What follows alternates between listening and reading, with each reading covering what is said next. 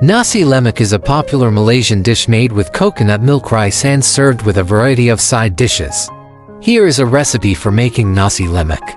Ingredients: 2 cups long grain rice, 1 3/4 cups coconut milk, 1 3/4 cups water, 1/2 teaspoon salt, 1 pandan leaf, tied in a knot, 1/2 inch ginger, peeled and sliced, 1/2 onion, sliced, 1 tablespoon vegetable oil, 1 cucumber, sliced, 1 cup peanuts, roasted, 1 cup ikan bilis dried anchovies, fried, 2 eggs, boiled, and halved sambal chili paste.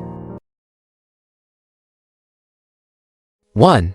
Rinse the rice and drain well. 2. In a pot, combine the rice, coconut milk, water, salt, pandan leaf, ginger, and onion. Bring to a boil over high heat. 3. Reduce the heat to low and simmer covered for 20 minutes or until the rice is cooked and the liquid has been absorbed. 4. Remove from heat and let stand for 5 minutes. 5. In a pan, heat the oil over medium heat. Fry the ikan bilis until crispy and golden brown. Remove from the pan and set aside. 6.